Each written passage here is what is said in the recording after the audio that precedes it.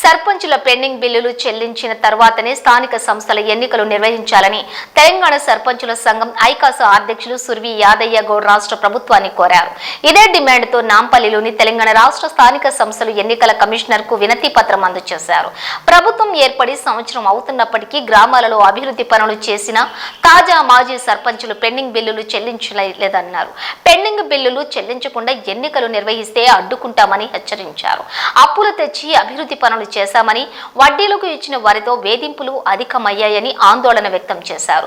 కొంతమంది సర్పంచుల కుటుంబాలు ఆర్థిక ఇబ్బందులతో సతమతమవుతుంటే కొంతమంది సర్పంచులు ఆత్మహత్యలు చేసుకున్నారని తెలిపారు.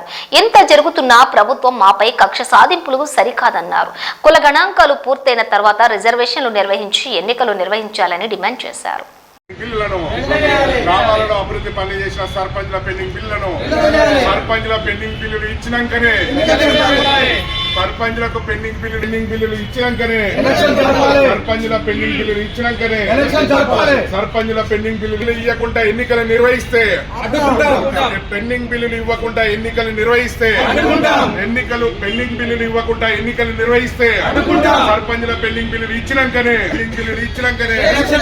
గ్రామాలలో అభివృద్ధి పని బిల్లులను సర్పంచుల పెండింగ్ బిల్లులు చెల్లించినాకనే సర్పంచుల పెండింగ్ బిల్లులు చెల్లించినాకనే సర్పంచుల పెండింగ్ బిల్లులను వైఖరి సర్పంచుల పెండింగ్ బిల్లులు ఇవ్వకుండా ఎన్నికలు నిర్వహిస్తే సర్పంచుల పెండింగ్ బిల్లులు ఇవ్వకుండా పెండింగ్ బిల్లులను గ్రామాలలో అభివృద్ధి పనులు చేసిన సర్పంచుల పెండింగ్ బిల్లులను ఓకేనా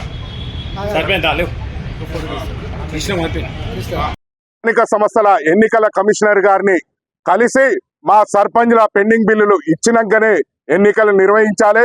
లేని ఎడల మా బిల్లులు ఇవ్వకుండా ఎన్నికలకు పోతే మేము గ్రామాలలో ఎన్నికలను అడ్డుకుంటామని ఒక తెలుపుతందుకు ఈ రోజు వినతి పత్రం అందజేశాం.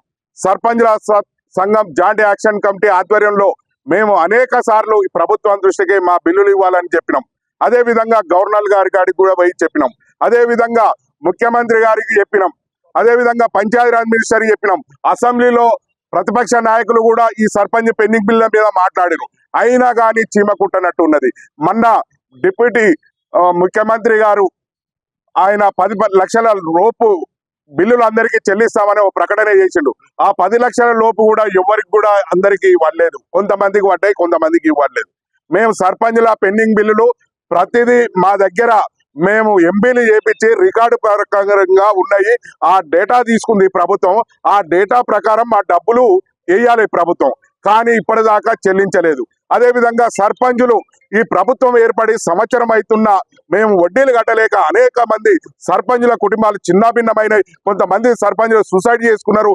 అయినా కానీ వీళ్ళకి అన్ని తెలిసి కూడా సర్పంచులని ఏదో కక్ష కట్టినట్టు మా మీద బిల్లులు ఇవ్వకుండా ఈ ప్రభుత్వం మమ్మల్ని అడ్డుకుంటుంది.